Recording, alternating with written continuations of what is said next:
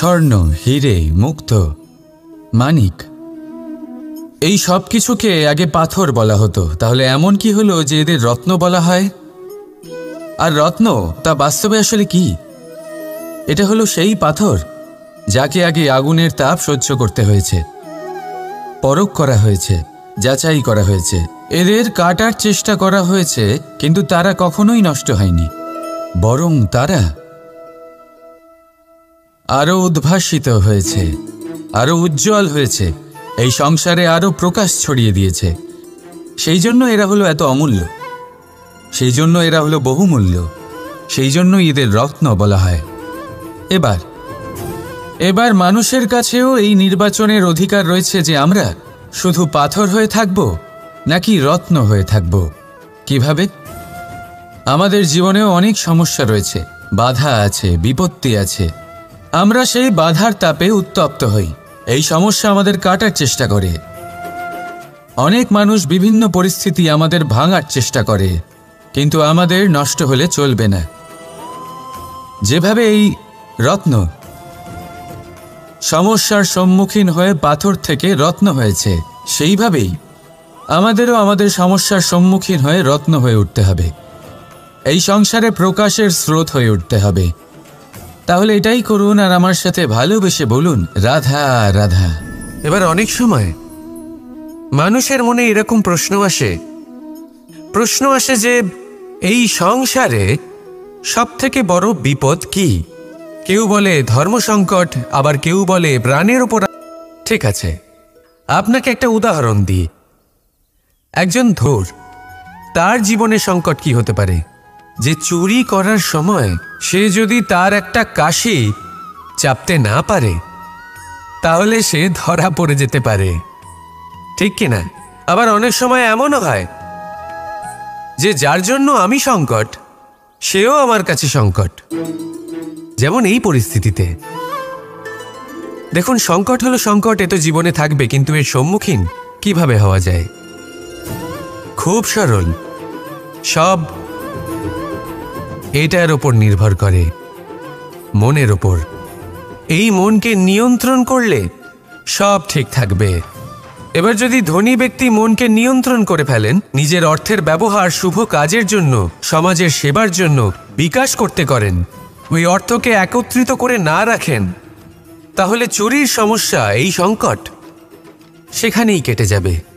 এবার যদি কথা বলি সেই চোরের, তাহলে চোর যদি নিজের মনকে সংযত করে নেয়, যদি নিজের কর্মকে নিয়ন্ত্রণ করতে পারে, তাহলে এমন কোনো স্বর নেই যা ওকে ধরা পড়তে বাধ্য করবে। সেই জন্য জীবনে সংকট যতই আসুক, যত বড়ই সংকট আসুক না কেন, কবচ হলো একটাই, আর এই কবচের নাম হলো আত্মনিয়ন্ত্রণ। নিজের মনকে নিয়ন্ত্রণে রাখতে শিখুন। এটা নিজের জীবনে প্রয়োগ করে তো দেখুন। যদি আপনি করতে পারেন, তবে আপনি দেখবেন যে সংকট তো জীবনে আসা যাওয়া করে, কিন্তু সেই সংকটগুলির সম্মুখীন আপনি এইভাবে করতে পারবেন। তাহলে সেটাই করুন আর আমার সাথে ভালোবেসে বলুন, রাধা রাধা। জীবনে যখনই আমাদের সামনে কোনো সংকট আসে, তখন আমাদের সামনে দুটো পথ খোলা থাকে। প্রথম পথ ভয়ভীত হয়ে যাওয়া, দ্বিতীয় পথ সাহসের সাথে তার সম্মুখীন হওয়া। এই দুইয়ের উদ্দেশ্য সমান, লক্ষ্য হলো সমান, আত্মসুরক্ষা, জীবন রক্ষা। কিন্তু ভয়কে দুর্বল মনে করা হয় আর সাহসকে আপনার বল বলে মনে করা হয়।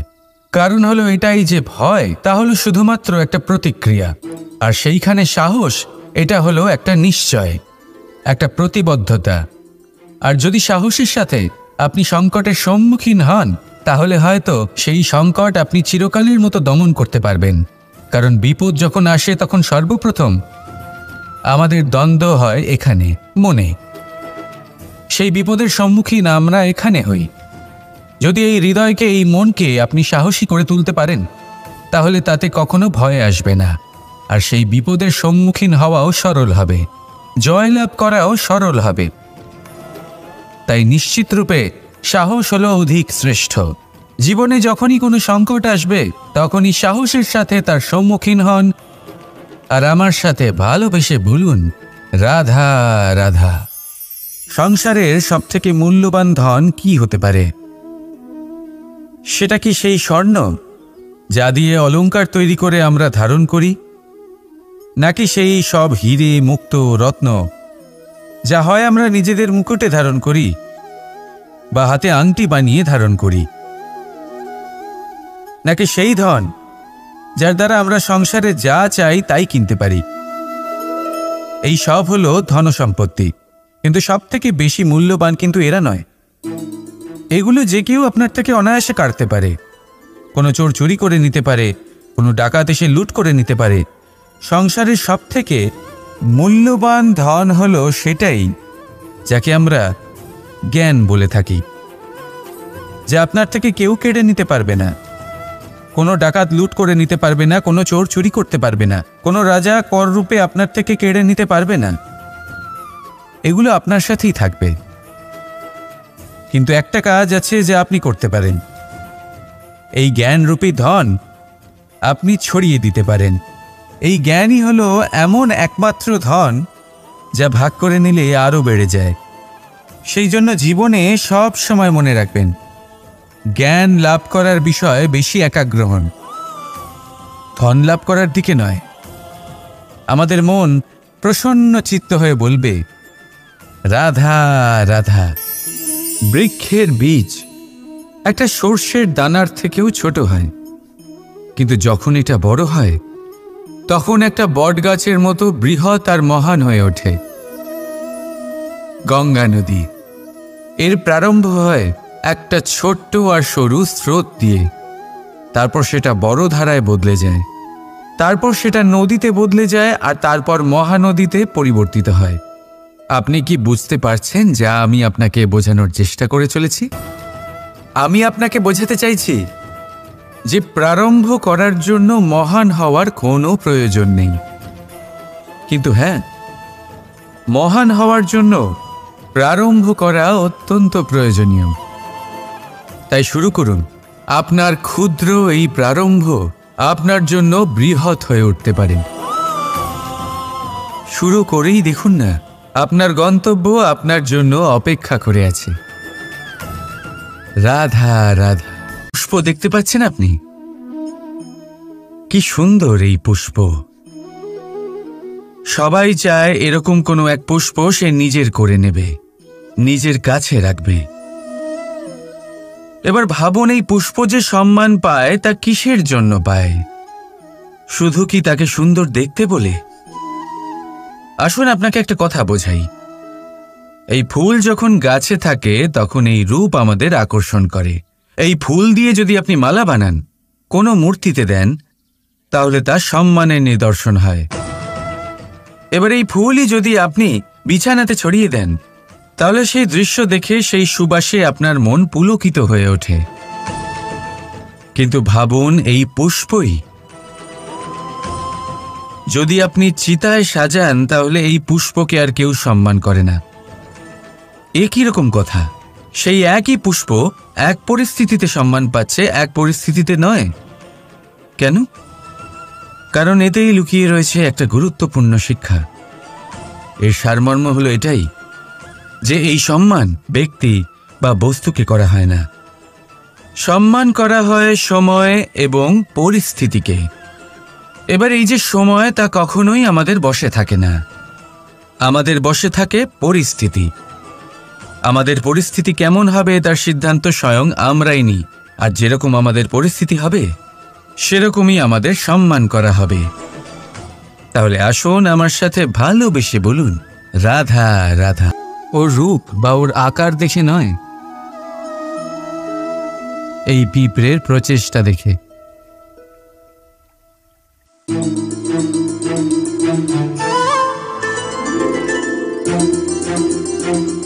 আপনি জানেন, অজস্র পরিশ্রমের পরেই পিঁপড়ে তার নিজের একটা ছোট বাড়ি বানাতে পারে, যা অন্য প্রাণীদের জন্য অত্যন্ত সহজ ব্যাপার।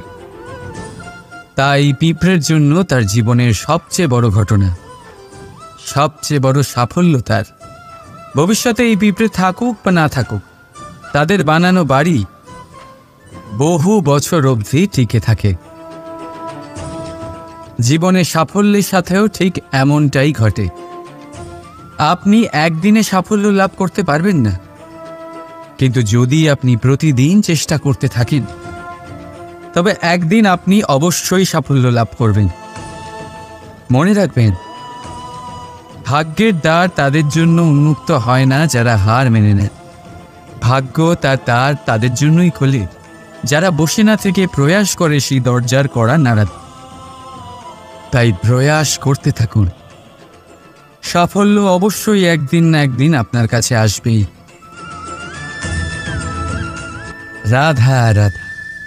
এই তালাটা দেখতে পাচ্ছেন আপনি? এই তালাকে ভেঙেও খুলে দেওয়া যায়, আবার ভালোবেসেও খুলে দেওয়া যায়।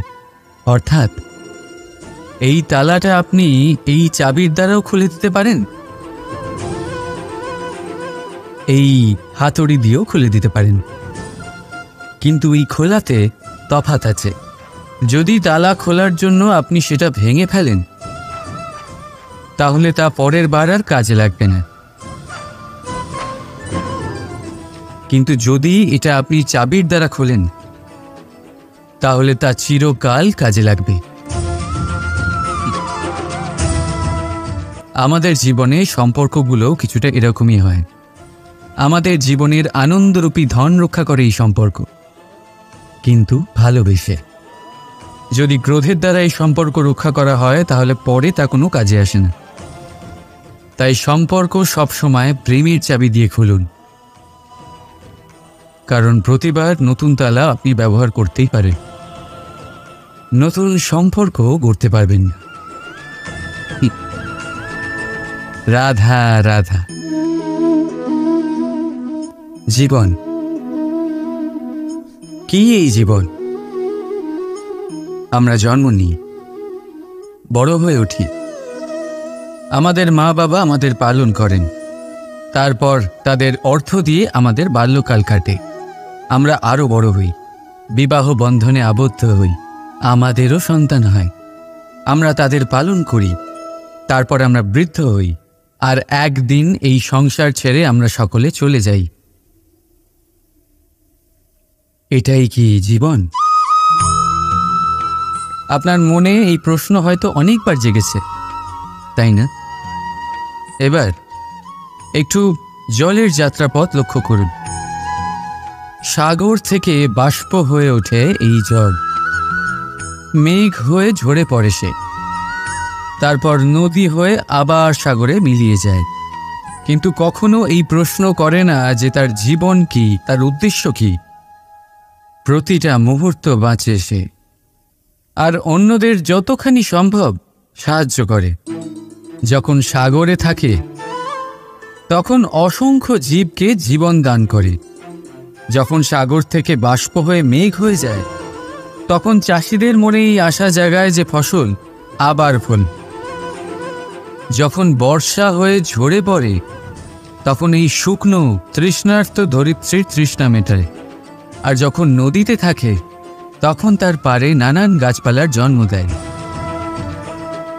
কিন্তু ভাবুন, জল কি কখনো এটা ভাবে যে তার জীবন কি বা তার জীবনের উদ্দেশ্যটাই বা কি?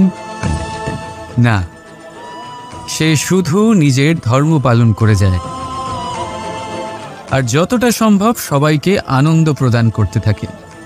সেই জন্যই জীবনে কখনো এই প্রশ্ন করবেন না যে এই জীবন কি, এই জীবনের উদ্দেশ্য কি। শুধু এই জীবন বাঁচুন, আর যতটা সম্ভব সবাইকে আনন্দ প্রদান করুন। মন প্রসন্ন হয়ে বলবে রাধা রাধা।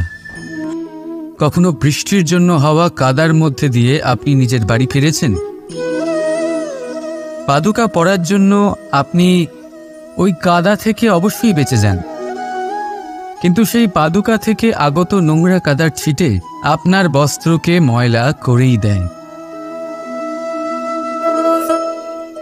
কিন্তু তাও সেই ছিটের জন্য আপনার বস্ত্র ময়লা হয়ে যাবে, সেই জন্য আপনি পাদুকা পরা ছেড়ে দেন না। ঠিক সেইভাবেই জীবনে এমন কিছু মানুষও আসেন যারা পাদুকার মতো হন, যারা আপনাকে কাদার থেকে বাঁচিয়ে নেন, কিন্তু বস্ত্ররূপী আপনার মনের উপরে আশঙ্কার দাগ ছেড়ে যান। এইসব মানুষের জন্য নিজের মন ছোট করার কোনো প্রয়োজন নেই। প্রয়োজন আছে শুধু এটা ভাবার যে আপনি নিজের পা কাদার থেকে বাঁচাবেন নাকি আপনার বস্ত্র। জীবনে গম্ভীর হওয়া ভালো কথা, কিন্তু সমস্ত বিষয়ে যদি গম্ভীরভাবে ভাবতে থাকেন তাহলে জীবনের আনন্দটাই শেষ হয়ে যাবে। এই সংসার অস্থায়ী, এখানে এমন কিছুই নেই যা চিরকাল জীবিত থাকবে। তাই যতক্ষণ এই জীবন আছে সন্তুষ্টি আর আনন্দ নিয়ে বাঁচুন।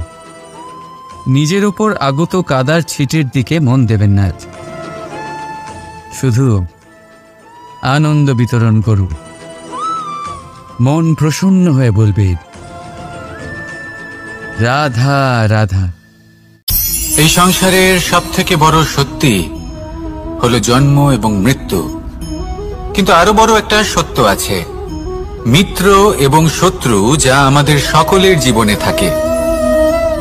মিত্র সে যে আমাদের সঙ্গ দেয় এবং সংসারের সবথেকে উঁচু শিখরে আমাদের নিয়ে যায়, এবং শত্রু সে যে যে কোনো মুহূর্তে যে কোনো শিখর থেকে আমাদের নিচে ফেলে দিতে পারে। এবার বিচিত্র ব্যাপার হলো এটাই যে আমরা নিজেরাই এদের সাথে নিয়ে চলি, নিজেরাই এদের পালন করি। তা কি করে? প্রথমে বুঝুন এই মিত্র এবং শত্রু কারা। আপনার নিজের মন, আর কেউ নয়। এই মনই হলো মিত্র যখন তাতে ভারসাম্য বজায় থাকে, তা নিয়ন্ত্রিত থাকে, তা পবিত্র হয়। কিন্তু যদি এই মন অনিয়ন্ত্রিত হয়ে পড়ে, যদি আপনাকে সে নিয়ন্ত্রণ করতে শুরু করে, তখন সেই আপনার সবথেকে বড় শত্রু হয়। সেই জন্য এই মনের ওপর নিয়ন্ত্রণ রাখতে শিখুন, এতে ভারসাম্য বজায় রাখতে শিখুন। তাহলে আপনি এমন এক বন্ধুকে পাবেন যে আপনাকে এই সংসারের শিখরে পৌঁছে দেবে। আসুন আমার সাথে ভালোবেসে বলুন, রাধা রাধা। ঈশ্বর আসলে কে? সংসারের বেশিরভাগ মানুষের কাছে ঈশ্বর হলেন এই সংসারের রচয়িতা, পালনকর্তা। কারোর কাছে উনি জ্ঞাতা, কারোর কাছে উনি হলেন আস্থার প্রতীক, আবার কারোর জন্য শুধুমাত্র অন্ধ বিশ্বাস। কিন্তু এই ঈশ্বর কি কোনো শরীর, নাকি একটা বোধ, নাকি শুধুই শ্রদ্ধা? ঈশ্বর হলেন তিনি যিনি হলেন আপনার ইষ্ট। সেই জন্যই তো গুরু, মাতা, পিতা এনাদেরও ঈশ্বরই বলা হয়েছে। যাদেরকে আমরা ঈশ্বর বলে মনে করি, যারা আমাদের ইষ্ট, তারা আমাদের একটি পথ দেখান, একটি দিকে চালিত করেন। সেই পথে চলে আপনি শুভ কর্ম করতে পারেন। আর যখন কোনো ব্যক্তি তার ঈশ্বরের আদেশ পালন করেন, তখন সে নিজে থেকেই শুভ পথে অগ্রসর হয়ে যান। বেশ কয়েকজন মানুষ ঈশ্বরের ওপর আস্থা রাখেন এবং ভাবেন যে অনুচিত কোনো কাজ করা উচিত নয়, ঈশ্বর দেখছেন। ওনারা ভয় পান যে কোনো অনুচিত কর্ম করলে কে জানে তার পরিণাম কি হবে। এমন অনেক ব্যক্তি রয়েছেন যারা ঈশ্বরকে বিশ্বাস করেন এবং জানেন যে ঈশ্বর তাদেরকে দেখছেন। তাই যে যে শুভ কর্ম ওনারা করেছেন তার ফল তারা অবশ্যই পাবেন। এবার আপনি ভয় পেয়ে ঈশ্বরকে বিশ্বাস করবেন নাকি বিশ্বাসের দ্বারা ঈশ্বরকে বিশ্বাস করবেন, সেই সিদ্ধান্ত আপনারই। কিন্তু হ্যাঁ, যদি আপনার মনে ঈশ্বরের জন্য কোনো স্থান থাকে, যদি আপনার কোনো ইষ্ট থাকেন, যদি আপনি কাউকে ঈশ্বর মনে করেন যার প্রত্যেক আদেশ আপনি পালন করে থাকেন, তাহলে বলি ঈশ্বর কখনো আপনাকে অনুচিত পথে চালিত করবেন না। আসুন আমার সাথে ভালোবেসে বলুন, রাধা রাধা। এই সংসারে ভিন্ন ভিন্ন ধরনের গাছ আছে, অসংখ্য ধরনের প্রজাতি আছে। কিছু গাছ পাতা দিয়ে থাকে, কিছু ফুল, কিছু ফল। কেউ ছায়া প্রদান করে, কেউ শীতলতা প্রদান করে, কেউ নিজেকে খুব কষ্ট দিয়ে এই সংসারের বিকাশে সহায়ক হয়ে ওঠে। কিন্তু এই সবার মধ্যে একটা বিষয় কিন্তু সমান, এরা প্রত্যেকেই পাতা ছাড়া, ফুল ছাড়া, ফল ছাড়া জীবিত থাকতেই পারে, কিন্তু কোনো বৃক্ষই শিকড় ছাড়া বেঁচে থাকতেই পারে না। এটাই হলো রাধার।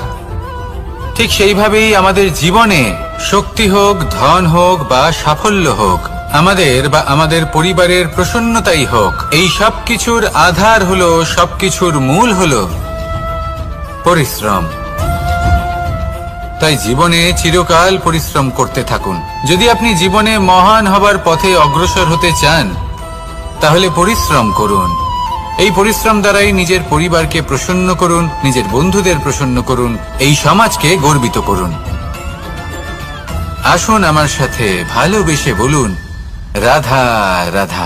মৌনতায় পরিণত করতে হবে। এই কাজটা চোখে দেখা যায় না, এই কাজ সরল নয়, এই কাজ হলো অত্যন্ত কঠিন এবং এই কাজই শ্রেষ্ঠ। সেই ব্যক্তি শক্তিশালী নন যিনি কথায় কথায় ক্রুদ্ধ হয়ে যান, কথায় কথায় যিনি আক্রমণ করেন।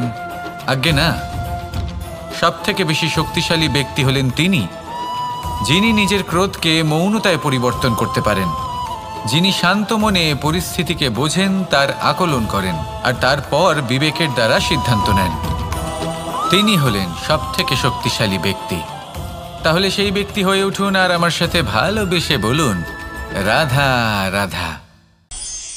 জীবনে যখন আমরা কোনো পরিস্থিতির সম্মুখীন হই, তখন আমাদের সামনে দুটো পথ থাকে।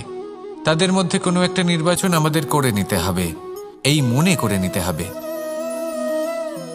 নির্বাচন এই সংসারের সব থেকে গুরুত্বপূর্ণ বিষয়।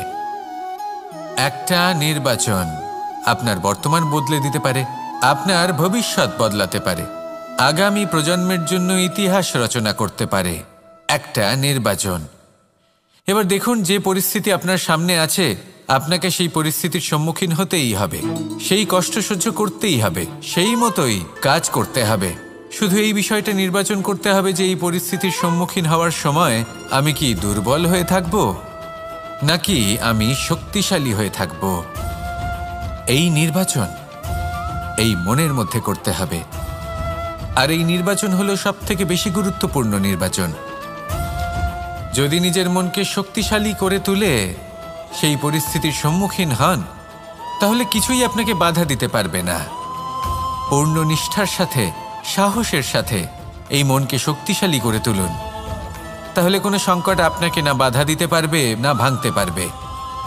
আপনি নিজে সাফল্যের শিখরে পৌঁছতে পারবেন আর এই মন প্রসন্ন হয়ে বলবে, রাধা রাধা। জীবনে সব থেকে বেশি মূল্যবান বস্তু কি? ধন, স্বর্ণ, মাণিক্য, আভূষণ? না, এই সব কিছু মিলিয়েও সময়ের এক মুহূর্তের সামনে মলিন হয়ে পড়ে। এক মুহূর্ত যা এক দরিদ্রকে রাজা করতে পারে, যা এক রাজাকেও দরিদ্র করতে পারে। একটি মুহূর্ত যা আপনার আত্মবিশ্বাসকে পর্বতের শিখরে পৌঁছে দিতে পারে, একটি মুহূর্ত যা আপনার অস্তিত্বকে গভীর সাগরে বিলীন করে দিতে পারে। একটি মুহূর্তের খেলা। সব সময় জীবনে সেই ব্যক্তিকে সম্মান করুন, শ্রদ্ধা করুন, যিনি আপনার জন্য সময় বের করে থাকেন। সব সময় সেই ব্যক্তির প্রতি নিষ্ঠাবান থাকুন, যেই ব্যক্তি খারাপ সময় আপনার পাশে দাঁড়িয়ে থাকে। এই সময় সব থেকে বেশি মূল্যবান। আসুন আমার সাথে ভালোবেসে বলুন, রাধা রাধা। প্রজাপতি দেখেছেন? কি সুন্দর হয়, তাই না? এই প্রজাপতি, ওদের দিকে তাকালে নিজের অজান্তেই নিজের মুখে হাসি ফুটে ওঠে। কিন্তু এই প্রজাপতি যেই কবচ সে ভেঙে ফেলে, খুব পরিশ্রম করতে হয় তাকে। তারপর কীটের আকার ধারণ করে সে চলতে থাকে, অনেক কষ্ট সহ্য করতে হয়, অনেক পরিশ্রম করতে হয়। তারপর তার রূপ বদলে যায়, তারপরে তার ডানা গজায়, তারপরে সে উড়তে পারে। এই নিরন্তর পরিশ্রমই সাফল্যের মূল মন্ত্র হয়। কখনো কখনো প্রতিভাও কম পড়ে যায় যদি নিরন্তর পরিশ্রম না করা হয়, যদি সমর্পণের ভাব মনে না থাকে, দৃঢ় নিষ্ঠা না থাকে। আর কখনো কখনো সেই ব্যক্তি যার মধ্যে বিশেষ প্রতিভা থাকে না, সেই ব্যক্তি নিরন্তর পরিশ্রম করে, নিজের মনে সমর্পণের বোধ জাগিয়ে তোলে, দৃঢ় নিষ্ঠার সাথে কর্ম করে আর সাফল্য লাভ করে। সেই জন্য আপনি জীবনে যেখানেই পৌঁছে যান না কেন, নিরন্তর পরিশ্রম করতে থাকুন। তবেই আপনার ভবিষ্যৎ রঙিন প্রজাপতির মতন গগনচুম্বী হবে। তবেই এই সংসার আপনাকে দেখবে এবং নিজের অজান্তেই এই সংসার নিজের মুখে হাসি ফুটিয়ে তুলবে এবং এই সংসার আমার সাথে ভালোবেসে বলবে, রাধা রাধা। পুরাণে আমরা দেখেছি যে মাতা পিতা কতটা মহান হতে পারেন, কিভাবে শ্রী গণেশ নিজের এরকম অনেক অমূল্য শিক্ষা আমরা লাভ করে থাকি পুরাণ থেকে। কিন্তু এসব কথা হলো পুরাণের কথা। কথা বলা যাক আমাদের জীবন নিয়ে। আমাদের এই জীবনে আমাদের মাতা পিতা কেন আমাদের কাছে এতটা অমূল্য? কেন আমরা ওনাদের এতটা ভালোবাসি? কেন আমরা ওনাদের এত সম্মান করি? আর কেনই বা ওনাদের এতটা সম্মান করা উচিত? মমতার কারণে। মায়ের মনের এক ধরনের মমতা, পিতারও এক ধরনের মমতা। এই দুইয়ের মমতা ভিন্ন, কিন্তু এনাদের দুজনের মমতার কেন্দ্রবিন্দু হলো ওনাদের সন্তান। মাতা মমতার কারণে সকালে তাড়াতাড়ি উঠে পড়েন, খাবার তৈরি করেন, এটা ভাবেন যে আমার সন্তান যেন অভুক্ত না থাকে। অন্যদিকে পিতা ইচ্ছে না থাকা সত্ত্বেও নিজের মমতাবোধের কারণে নিজের সন্তানের প্রতি কঠোর হন, তাকে জ্ঞান প্রদান করেন, শিক্ষা প্রদান করেন, কারণ উনি চান যে ওনার সন্তান যেন পরবর্তীতে উন্নতি করে, কখনো অভুক্ত না থাকে। এটাই হলো মমতা মাতা পিতার। আর এই মমতা সংসারের অন্য কোথাও আপনি পাবেন না। তাই সবসময় নিজের মাতা পিতাকে সম্মান করুন, ওনাদের ভালোবাসুন, যতটা ইচ্ছে ভালোবাসুন। আর এই ভালোবাসার সাথেই বলুন, রাধা রাধা। লাভ করা। এবার এই ধাপটি অনেক মানুষের পক্ষেই খুবই সরল হয়, বড়ই সরলভাবে নিজেদের সঙ্গীকে লাভ করে থাকেন। কিছু মানুষের জন্য এই ধাপ অত্যন্ত কঠিন হয়ে থাকে। অনেক প্রতিকূল পরিস্থিতির ওপর জয়লাভ করে তারা সঙ্গীকে লাভ করেন, কিন্তু লাভ অবশ্যই করেন। এরপরে আসে পঞ্চম, অন্তিম এবং সবথেকে গুরুত্বপূর্ণ ধাপ। সেটা হলো সেই সম্পর্ক পালন করা। এটা হলো এমন এক বিষয় যা প্রত্যেক মানুষের শেখা উচিত। যদি ব্যক্তি নিজের জীবনে সম্পর্ক রক্ষা করতে শিখে যান, তবে প্রত্যেক সম্পর্ক তার জীবনকে স্বর্গ করে তুলবে। আসুন আর আমার সাথে ভালোবেসে বলুন, রাধা রাধা। জ্যোতিষ একটা বিদ্যা, এ হলো একটা বিজ্ঞান। যে নক্ষত্র দশায় আপনি জন্মগ্রহণ করেছেন, যে স্থানে আপনার জন্ম হয়েছে, এগুলো আপনার জীবনের দিশা স্থির করার ক্ষেত্রে গুরুত্বপূর্ণ ভূমিকা পালন করে। কিন্তু যে রাশিতে আপনি জন্ম নিয়েছেন আর আপনার যা নাম স্থির হয়েছে, সেটা আপনার ভবিষ্যৎ নির্ধারণ করবে তা আবশ্যক নয়। রা দিয়ে রাম এবং রা দিয়ে রাবণ, এই দুজনের রাশি সমান ছিল, কিন্তু একজন নিজের শক্তির দুর্ব্যবহার করলেন। স্বর্ণ লঙ্কার অধিপতি রাবণ, চতুর্দিকে বিজয়ী হওয়া সেই ব্যক্তি নিজের পতনের সম্মুখীন হলেন। শ্রীরাম রাবণকে বধ করলেন। শ্রীরাম, যিনি নিজের কর্ম দ্বারা, নিজের পরিশ্রম দ্বারা ঈশ্বর উপাধি লাভ করেছিলেন, 14 বছরের বনবাস ভোগ করলেন, আর যখন বিপদে পড়লেন তখনও নিজের রাজ্যের সাহায্য নিলেন না। বনের মধ্যে নিজে বানর এবং ভাল্লুকদের নিয়ে একটি সেনাবাহিনী গড়ে তুললেন এবং রাবণকে তার কুকর্মের শাস্তি দিলেন। তাই সর্বদা এটা মনে রাখবেন, আপনার খ্যাতি, আপনার ভবিষ্যৎ আপনার কর্ম নির্ধারণ করে, আপনার রাশি নয়। তাই সবসময় শ্রেষ্ঠ কর্ম করুন আর আমার সাথে ভালোবেসে বলুন, রাধা রাধা। আমাদের সকলের কাছে বৃক্ষ অত্যন্ত প্রিয়। আমরা সর্বদাই চাই এই বৃক্ষ যেন সবুজ থাকে, ফুলে ফলে ভরে থাকে, আমাদের ছায়া প্রদান করে, তা যেন সুস্থ থাকে, আমাদের ফল প্রদান করে। আর সেই জন্য আমরা প্রতিদিন সেই বৃক্ষকে জল প্রদান করি। কিন্তু কখনো ভেবে দেখেছেন যে জল তো আমরা বৃক্ষের গোড়ায় দিই, তারপরেও এই জল সেই বৃক্ষের প্রত্যেকটি পাতায় ঠিক পৌঁছে যায়? এটা কিভাবে সম্ভব? কিছুটা এরকমই হলো আমাদের কর্ম। যদি এই পৃথিবীতে থেকে শুদ্ধ মনে সৎকর্ম করেন, এই কর্ম সোজা ঈশ্বরের কাছে গিয়ে পৌঁছয়। যদি শ্রদ্ধাভাব নিয়ে সমর্পিত হয়ে শুদ্ধ চিত্তে আপনি কাউকে সেবা করেন, তা সে মাতা পিতাই হোক, পরিবার হোক, গুরু হোক, পশুপক্ষী হোক বা সমাজ হোক, তাহলে সেটা সোজা ঈশ্বরের চরণে সমর্পিত হয়। সবসময় শুদ্ধ চিত্তে সমর্পিত হয়ে এবং মনে শ্রদ্ধা ভাব নিয়ে কর্ম করুন। ঈশ্বর নিজে থেকেই এর ফল আপনাকে প্রদান করবেন। আসুন আমার সাথে ভালোবেসে বলুন, রাধা রাধা। আশা এবং বিশ্বাস মানুষের জীবনের দুই অমূল্য স্তম্ভ। এটাই হলো ঢাল এবং এটাই হলো অস্ত্র। এটাই আমাদের রক্ষা করে এবং এটাই আমাদের জীবনের পথ প্রশস্ত করে। কিন্তু ছোট একটা সমস্যা আছে। এবার যদি আপনি বটবৃক্ষের থেকে এই আশা রাখেন যে এ আমাকে ফল দেবে, তাহলে সেই আশা ভঙ্গ হওয়াই স্বাভাবিক। আর যদি আপনি বিশ্বাস করেন যে খেজুর গাছ আপনাকে ছায়া প্রদান করবে, তাহলে সেই বিশ্বাসও অবশ্যই ভঙ্গ হবে। তাহলে কি করা উচিত? চোখ বন্ধ করে যে কাউকে বিশ্বাস করার আগে বা যে কারোর থেকে আশা রাখার আগে নির্বাচন করুন যে কার ওপর বিশ্বাস রাখতে চান, কার ওপর আশা রাখতে চান। তবে আমি তো বলবো যে বিশ্বাস করতে হলে নিজের ওপর করুন, যে এই সংসারে এমন কোনো কাজ নেই যা আপনি করতে পারেন না। আর শুধু কর্ম করতে থাকুন আর ভরসা রাখুন ঈশ্বরের ওপর, যে উনি আপনার কর্ম দেখবেন আর আপনাকে আপনার কর্মফল অবশ্যই দেবেন, আপনাকে সাফল্য দেবেন। যদি আপনার বিশ্বাস অটল হয়, নিরন্তর পরিশ্রম করেন, তাহলে ঈশ্বর কখনোই আপনার আশা ভঙ্গ হতে দেবেন না।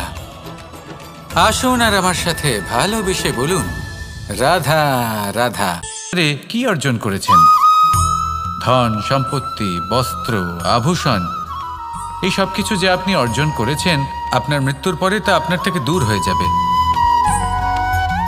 এর উত্তর হলো একটাই, আপনার কর্ম। শুধু সেটাই আছে যা একান্ত আপনার, আর শুধু সেটাই এই সংসার থেকে চলে যাওয়ার পরেও সংসারেই জীবিত থাকবে। যদি আপনি দুষ্কর্ম করেন, তাহলে এই সংসার আপনাকে একটি অনুচিত উদাহরণ হিসেবে মনে রাখবে যে এই ব্যক্তি খুব পাপী ছিল, অনুচিত কর্ম করতেন। যে পথে তিনি চলেছেন সেই পথে কারোর চলা উচিত নয়। সেখানেই যদি আপনি সৎকর্ম করেন, তাহলে সংসার চিরকাল এটাই বলবে যে খুব ভালো মানুষ ছিলেন, সবাইকে ভালোবাসতেন, সবাইকে সাহায্য করতেন, আমার খুব প্রিয় মানুষ ছিলেন। এটাই হলো শ্রেষ্ঠ কর্ম। সেই জন্য জীবনে শুধুমাত্র ধন, সম্পত্তি, আভূষণ এই সব অর্জন করতে গিয়ে নিজের মনোনিবেশ করবেন না। শ্রেষ্ঠ কর্ম করুন। সংসার থেকে চলে যাওয়ার পরেও এই কর্মই এই সংসারে আপনাকে জীবিত রাখবে। আসুন আমার সাথে ভালোবেসে বলুন, রাধা রাধা। কখনো কখনো অক্তির প্রয়োজন হয়, তা আসে এই তেল থেকে। যদি এই তেল সমাপ্ত হয়ে যায়, তাহলে এই প্রকাশ তাও সমাপ্ত হয়ে যায়। আর আমাদের জীবনে এই তেল হলো আমাদের কর্ম, আর এই আগুন আর এর দ্বারা উৎপন্ন হওয়া প্রকাশ আমাদের ভাগ্য। যত আমাদের কর্ম ক্ষীণ হতে থাকবে, আমাদের ভাগ্য, সৌভাগ্য কোথাও না কোথাও লুপ্ত হয়ে যাবে। যে উজ্জ্বল ভবিষ্যৎ আমরা চাইছি, তা কখনো লাভ করতে পারবো না যদি কর্ম না করি। ঠিক যেমন তেল ছাড়া অগ্নি উৎপন্ন হয় না, তেমনি কর্ম ছাড়া সৌভাগ্য হয় না। আর যেমন কর্ম তেমন ভাগ্য। তাই সবসময় কর্ম করতে থাকুন, কর্ম করা থামাবেন না। আর আমার সাথে ভালোবেসে বলুন, রাধা রাধা। এই শুকনো পাতাটিকে দেখুন, নিষ্প্রাণ হয়ে পড়েছে। কোনো একটা সময় এই পাতাটি একটা গাছের ডালে ছিল। সেই গাছ ওর লালন পালন করত। যখন যখন বাতাস বইত, এই পাতায় কম্পন দেখা দিত, মনকে প্রফুল্ল করে তুলত। কোনো একদিন এই পাতা গাছের ডাল থেকে ঝরে পড়ে গেল। নিঃসন্দেহে ও নিজের স্বাধীনতা পেল, কিন্তু আস্তে আস্তে শুকিয়ে গেল, নিষ্প্রাণ হয়ে গেল। দেখুন, আমি এই কথা বলছি না যে স্বাধীনতা অনুচিত, কখনোই না। কিন্তু যে কোনো পরিস্থিতিতে স্বাধীন হতে চাওয়া এটা নিশ্চিতরূপে অনুচিত। আমরা যদি আমাদের জীবনে পরিবারের গুরুত্ব ভেবে দেখি, তাহলে এই পরিবারে যতই মতভেদ থাকুক না কেন, যতই মনোমালিন্য থাকুক না কেন, যতই বিবাদ থাকুক না কেন, এই সব মিটিয়ে নেওয়া অত্যন্ত প্রয়োজনীয়। সেই সব কিছু সমাপ্ত করা অত্যন্ত প্রয়োজনীয়। কখনো এই পরিবারকে ভাঙতে দেবেন না, কখনো এই পরিবার থেকে দূরে চলে যাবেন না। এই পরিবার হলো আমাদের জীবনের একটা অমূল্য সম্পদ, অমূল্য এক আশ্রয়, যা এই সংসারে হয়তো কোথাও আপনি পাবেন না। তাই একে আগলে রাখুন। ভেবে নিন আপনি পাতা আর আপনার পরিবার সেই গাছ। আসুন আমার সাথে ভালোবেসে বলুন, রাধা রাধা।